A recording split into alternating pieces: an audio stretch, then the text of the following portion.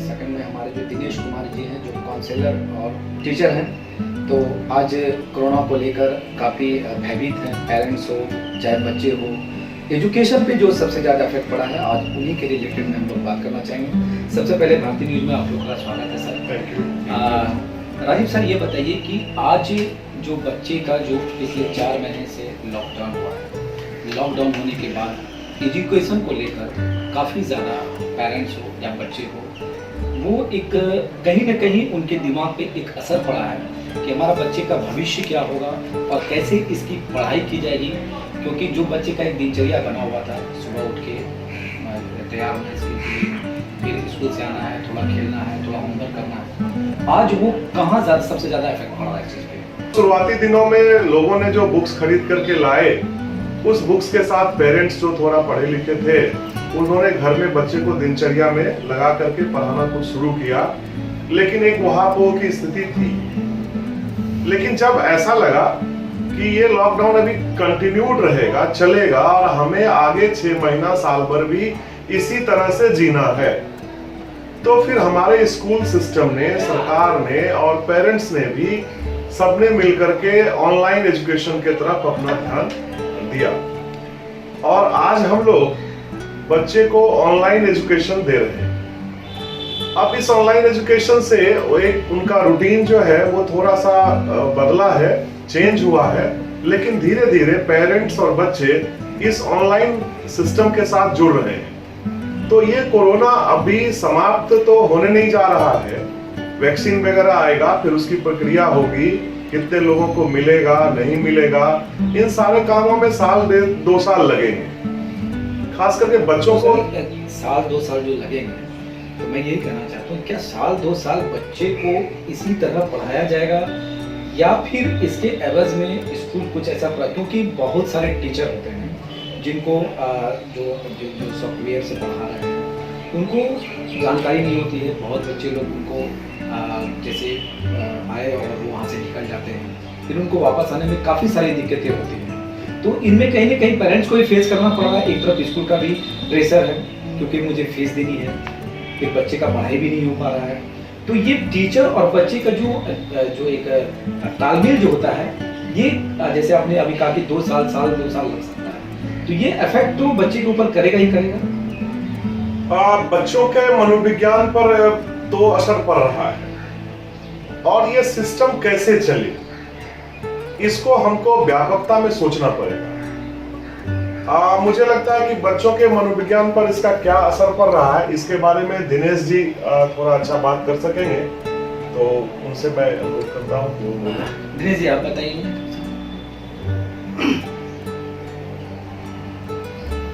देखिए, एक शैक्षणिक वातावरण, जब बच्चे स्कूल जाते हैं तो एक शैक्षणिक वातावरण जो वहाँ मिलता है वो घर में नहीं मिल पाएगा। वहाँ पर एक टाइम टेबल, एक फॉर्मेट बना रहता है जहाँ से बच्चों को स्केप करना थोड़ा सा मुश्किल होता है।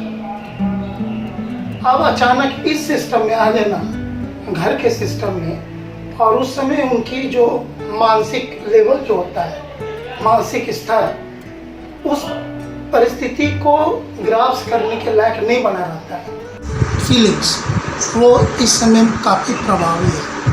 एक तो है चिड़चिड़ापन, इरिटेशन, और पेरेंट के बात को इग्नोर करना, प्लस उनमें कभी कभी हल्का गुस्सापन भी आ जाता है इस समय साइकोलॉजिकली।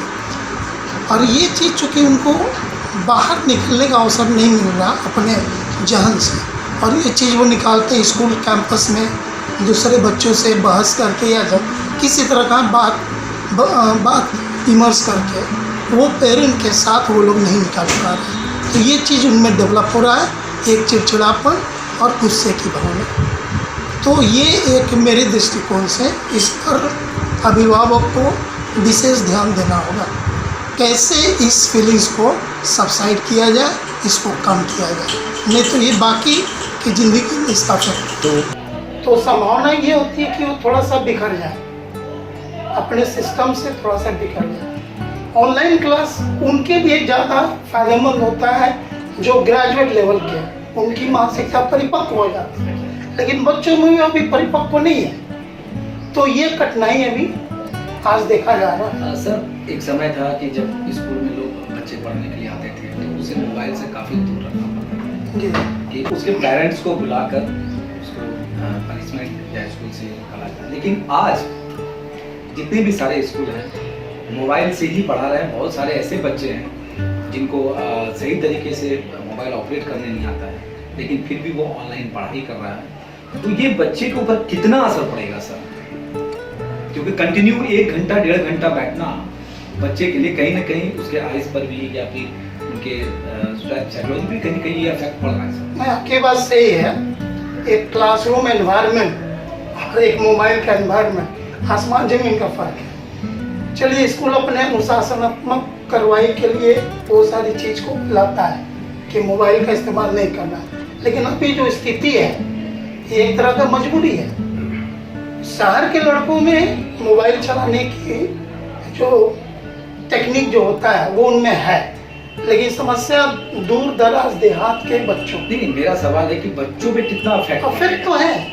क्योंकि affect कंटिन्यू तो है। अगर हम लोग भी बच्चे को अगर टीवी दिखाते हैं तो हम लोग भी आधा घंटे तक बेटा हो गया आप चलो पढ़ाई करो या आराम कर लो, लेकिन यहाँ पर तो मजबूरी है क्योंकि स्कूल का क्लास भी करना है, बच्चे भी कितना टाइम निकलेंगे। लेकिन उस एवज में बच्चे को कितना ज्यादा परसेंट उसको नुकसान होगा, कितना ज्यादा क्या होगा है। यदि छोटे बच्चे हैं और बहुत सारे घरों में स्मार्ट टीवी है तो YouTube पे जो चैनल्स पे जो वीडियोस आ रहे हैं छोटे बच्चों के लिए, ज्यादातर YouTube चैनल्स पे वीडियो आ रहे हैं, तो मेरा ये सुझाव होगा कि स्मार्ट टीवी के साथ उसको जोड़ दें। जिनके भी घर में ऐसा स्मार्ट टीवी की फैसिलिटी हो, ये उनके लिए है, बहुतों के लिए नहीं होगा, ये मैं जानता हूँ। लेकिन यदि स्मार्ट टीवी है तो आप उसमें लगा दें तो इससे बच्चों के आंख पर असर कम पड़ेगा। और थोड़ी थोड़ी देर के लिए आप बच्चों को उसमें जैसे ही चैनल खत्म हो तो उनका आंख में पानी दे करके उनको रिलैक्स करने के लिए कहें किसी दूसरे। काफी जटिल समस्या हो, ये काफी आने वाले जटिल है।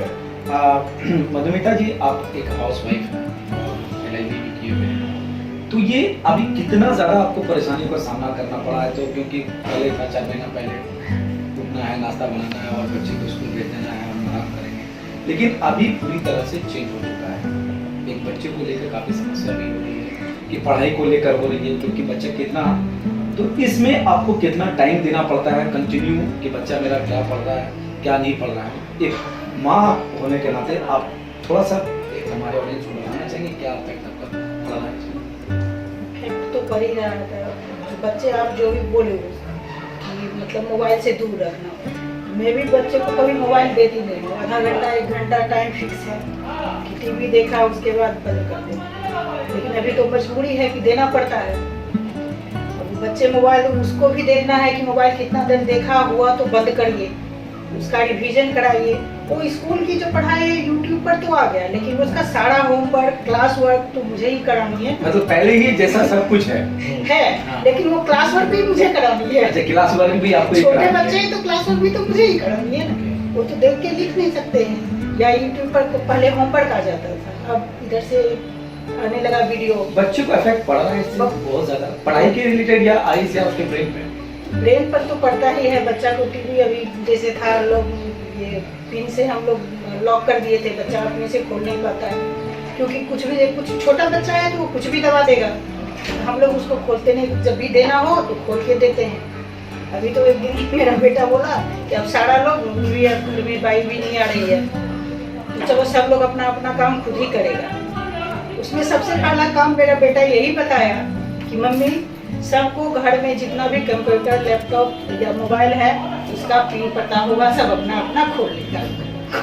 मतलब आपका काम आसान हो गया कि पिन का पता नहीं, लेकिन बच्चे को ऐसा है ना कि ये मोबाइल तो हमको चाहिए, लेकिन इसका भी पिन हमको पता होना चाहिए सारा, ताकि अब मैं खोल लूँ, कुछ भी कर सकता हूँ। ये असर बच्चों पे नहीं। इससे पहले तो कभी ऐसा नहीं बोलता था, मांगता भी नहीं था कि मुझे मोबाइल चाहिए या मुझे गेम दो मोबाइल। कहीं ना कहीं मोबाइल के प्रति ज्यादा आकर्षण नहीं हो रहा है, असर हो रहा है बच्चों को, इससे तो नुकसान भी हो रहा है। तो आप बच्चे के जिद को अभी आप रोक नहीं सकते हैं क्योंकि वो पढ़ाई के क्वेश्चन जेन्युइन है कि आप पढ़ाई के लिए तो मोबाइल दे रहे हैं, लेकिन आधा घंटा के लिए अगर मैं मांग रहा हूँ गेम तो नहीं खेलेगा। हाँ, क्यों नहीं दे रहे हैं? तो पेरेंट्स को कहीं ना कहीं समझौता करना पड़ता है, कंप्रोमाइज करना। आने वाले दिनों में बच्चे लोगों को काफी इनसे सर्व करना पड़ेगा। हाँ, इसीलिए अभी HRD ने, मिनिस्ट्री ऑफ HRD ने एक गाइडलाइन भी जारी किया है और सभी स्कूल्स मेरे हिसाब से उसको फॉलो करें कि एक दिन में 3 से ज्यादा लेक्चर नहीं कराना है और 2 लेक्चर के बीच में आधे घंटे 1 घंटे का गैप भी हो, कंटिन्यूएशन में लेक्चर्स नहीं हो, इसका भी ध्यान रखा जाए। सुनील जी, आपसे एक सवाल है कि जूम का मैंने भी देखा है। जूम में अधिकतर क्या होता है, टीचर जो पढ़ा रहे हैं वो सिर्फ बच्चे सुन रहे हैं लेकिन बच्चे वो सवाल नहीं कर पाते हैं। तो इसमें जो बच्चे के जो अंदर सवाल का जो एक दिमाग में चलता रहता है मुझसे पूछना है, क्योंकि एक साथ बहुत सारे बच्चे लिंक होते हैं तो कहीं ना कहीं ये डिटेक्ट होता है और चीज़ें वहाँ पर जो बच्चे और टीचर के बीच में जो एक इंटरेक्शन होता है वो नहीं हो पा रहा है। तो इसमें बच्चे कहें चलो यार ऑनलाइन ही तो है, तो ये एक बहुत बड़ा सवाल है। तो इसमें बच्चे को कितना असर पड़ता है? First of all, using this modern technology itself is something new. If you think about the past generation, they are not advanced. Now children are much advanced. Their mind is very sharp. We can say that their inborn talent is much greater than the previous generation. And using of the Zoom app, there is an advantage for children to update themselves, but of course there is a problem of interaction between the teacher and the student. Student also thinks that if I appear on the screen of that mobile or it's on the laptop, teacher may ask the question, so I will have to answer. That kind of fear is one side, but there is also a teacher's initiative, take calling the name and asking the child particularly, did you get the point? If the answer, child expects appreciation. Yes, very good. There what happens? Next time child will take initiative to appear on the screen voluntarily and answer the questions. There is a interaction problem is there. There is also an advantage, disadvantage is there. Both sides it is. दोनों side में ये दिक्कतें हैं। Yeah. But the teacher should take much initiative. That is to appreciate children, to appear on the screen, answering mode. This can be encouraged by the teacher to the children. बच्चे को मानसिकता आज खेल जो शाम के वक्त में भी बहुत सारे पेरेंट्स कहते हैं कि बाहर में खेलो, तो बच्चे खेलते नहीं हैं। तो वो मोबाइल का जो एक उनके दिमाग में अब जो छप गया है, वो खेलते भी हैं तो मोबाइल के आसपास ही चक्कर वो लगाते रहते हैं, किसी तरह मोबाइल मिल जाए। तो ये बहुत ही, मुझे लगता है कि ये आने वाले दिनों में बहुत ज़्यादा अफेक्ट करेगा बच्चों को। तो क्या पेरेंट्स को उस स्थान पे क्या मोबाइल दे देना चाहिए या बच्चे के साथ पेरेंट्स का भी भागीदार होना, मतलब एक कि चलो बच्चे के साथ मुझे भी खेलना चाहिए ताकि बच्चे उस चीज से दूर रहे, लेकिन ऐसा नहीं हो पा रहा है। इसका क्या कारण है? अभी तो जो वातावरण बन गया कोरोना से, एक तो वही कारण है सबसे पहले कि पेरेंट चिंतित है कि किसी तरह बच्चे को बचाया जाए इस महामारी से।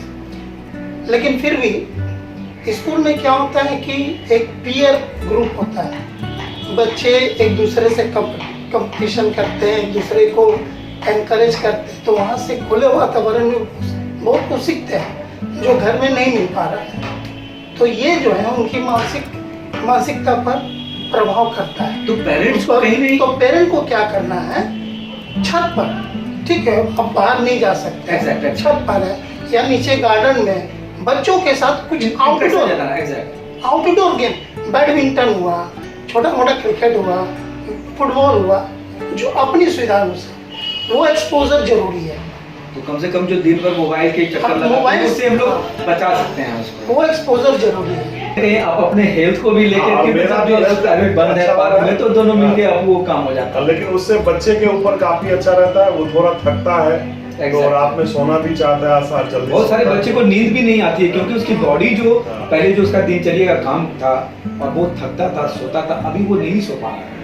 और बच्चे स्कूल से आते ही सो जाता था, एकदम रूटीन था। रूटीन था। अभी वो दिन में सोता भी नहीं है, रात में भी उतना ही लेट से तो सोएगा। बच्चे को, पेरेंट्स और बच्चे को दोनों एक तालमेल बैठाना हाँ। बहुत ज्यादा आज के दिन में जरूरी है, ताकि मोबाइल का उतना ही यूज कर सके जितना उसकी जरूरी है। बस इसके लिए उसको दूसरे एक्टिविटीज में जरूर लगाएं। सभी पेरेंट्स से और स्कूल के एडमिनिस्ट्रेशन से भी मेरा ये सुझाव होगा कि आप बच्चों के साथ सुबह में जरूर कुछ योगा, एक्सरसाइज, प्राणायाम करें और बच्चे के लेवल पे जाएं। Exactly. उसके साथ उसके जैसा व्यवहार करें, थोड़ा सा कभी गाना बजाना, कभी उसके साथ खेलना कूदना, डांस ही करना, तो जैसा कुछ वो activity चाहता होना है चाहिए। उसके लेवल पर जा करके आप उसके साथ मिलें। उसके साथ हमेशा ये फील नहीं होने देना है कि मैं बड़ा हूँ, पेरेंट्स हूँ, मेरे डिसिप्लिन में रहे। ये अभी वो समय नहीं है, अभी समय है उसके लेवल पे जा करके उसको मानसिक रूप से मजबूत रखने का। समाज को चाहे कोई भी हो, बहुत ही धैर्य के साथ और समझदारी के साथ इस महामारी से लड़ना है और इनसे ही रास्ता निकाल के हमें एक स्थान पे पहुंचना है। तो देखा अभी हम लोगों ने आज बात किया कि एजुकेशन को लेकर बच्चे पिछले 4 महीने से घर में बंद है और एक मोबाइल के थ्रू ऑनलाइन पढ़ाई हो रही है, उस पर क्या इफेक्ट पड़ते हैं और किस तरीके से बच्चे को पढ़ाई के साथ साथ पेरेंट्स को खेलना चाहिए उनके उनकी उम्र में आकर, ताकि बच्चे को ये फील ना हो कि हम अभी घर में हैं तो मोबाइल का हो या टीवी का हो काफ़ी उन पे अफेक्ट पड़ा हो। हमारे जो एक्सपर्ट, हमारे जो प्रोफेसर साहब हो या टीचर हो या हाउस वाइफ मैडम हो, उन्होंने भी बच्चे के विषय में बहुत सारी बातें की और आप लोग भी इस चीज़ को अमल करें। बहुत बहुत शुक्रिया आप लोगों को। धन्यवाद।